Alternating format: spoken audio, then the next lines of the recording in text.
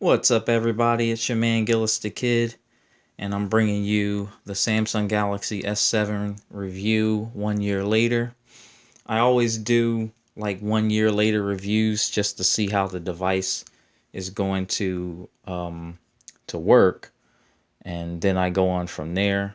But for all of you who do have a Samsung Galaxy S3 now, it works pretty good. I got the 32 gig black Onyx right here. I'll show you. I got the T-Mobile sign-in right there. One of my favorite carriers. So this phone actually didn't have any problems. I've had it since August of last year.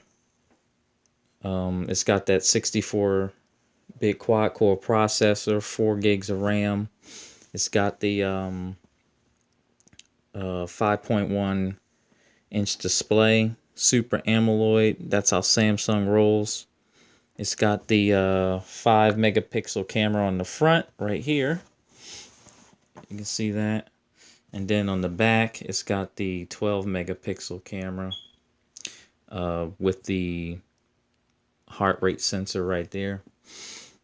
And with the 7, they brought back like the micro SD card, so that was pretty good.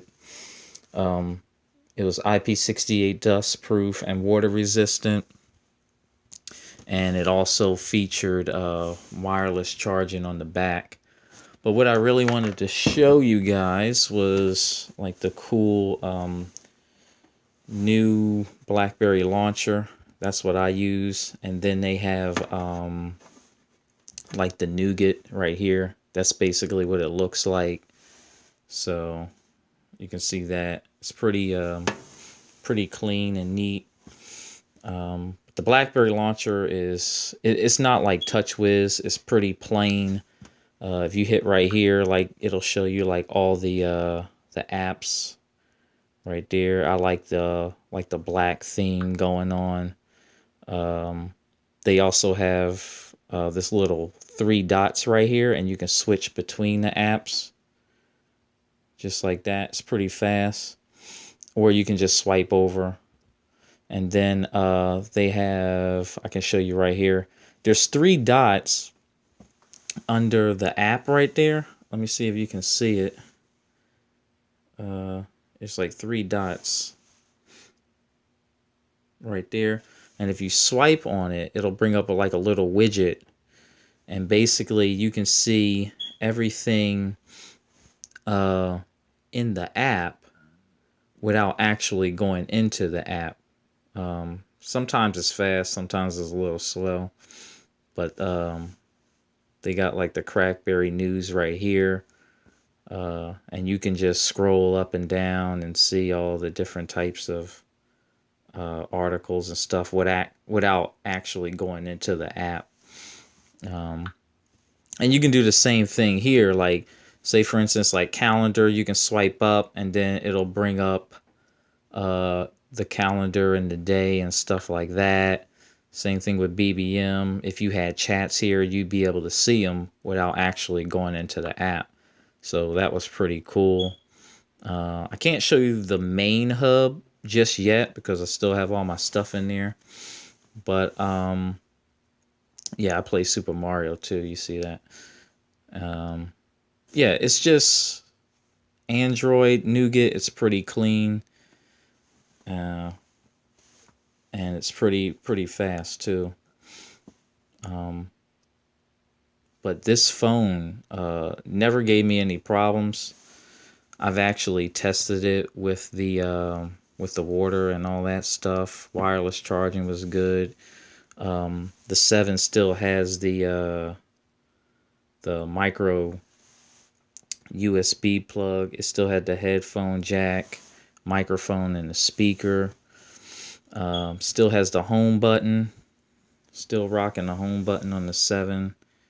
They got the volume rockers, and then you have like the power button on here. It was really thin, as you can see. The 7 was flat on the front, and then like slightly curved. You can see right here it was like slightly curved on the back, and they put the camera right here. But on the 7, the fingerprint scanner was right here on the home button. So all that's changed on the 8. I'm going to have a review coming up with that pretty soon. I just wanted to show you one more thing. I think it's like the split screen.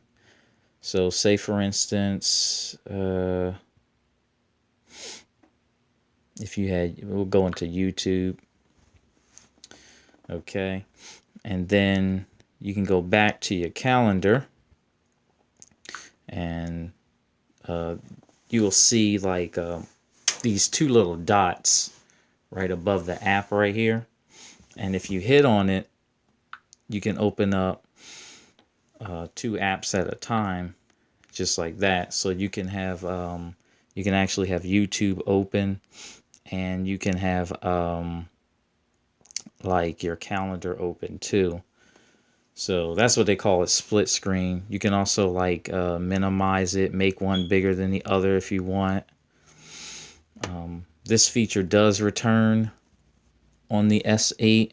I do know that for sure. Oh, I minimized it. And you can also hit right here. It'll say more apps. And then you have the ability to open even more apps too. So we can close those if you want.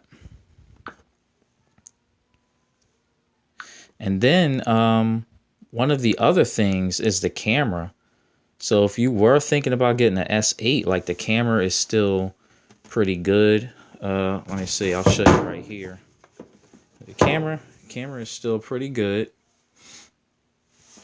It's not going to get old or anything. You can see that. And then they had, I can show you these real quick. They had these different things right here. They had live broadcasts, and then I think live broadcast is going to be taken off of the S8. But they had panorama, they had the Pro, video collage, stuff like that. And when you swiped over, then you had the different like films. I think it was let me see if I can get it to focus. Retro, stuff like that. But all that's going to be returning on the S8, except for that live broadcast. But if you're thinking about getting an S7, I think they cost about like $570 now, so the price did drop down. And it's a great phone. You know, the software is up to date. The camera is still good. It's not going to get old or anything. And if you still like the flat model, like, this is the way to go. Samsung removed the like the black bezels right here. They removed them on the S8, so it's all screen. But you'll probably see that in a couple of views pretty soon. And I think that's about it. I mean, there's not really much you can talk about right now about the S7. I mean, it still was a great phone. Of course, if you want a bigger screen, you would have to get either the Plus, and they also came out with like an Edge version. But I'm going to have another review coming up soon on the S8. And as always, I'll see you guys on the next one.